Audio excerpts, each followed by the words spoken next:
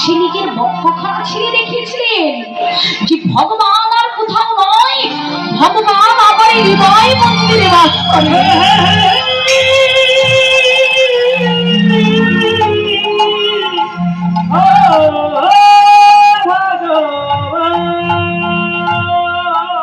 আরে মানব বলে জন্ম আমরা করছি কি বাবা?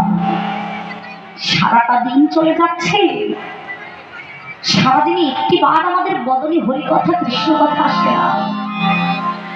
সারাদিন চলে যায়, আমরা কত কর্ম করি, কিন্তু ভগবানের চরণ সেবার জন্য আমাদের 2টা মিনিট সময় পর্যন্ত হয় না। আর শাস্ত্র বললেন যে ভক্তি যার ভগবান তার,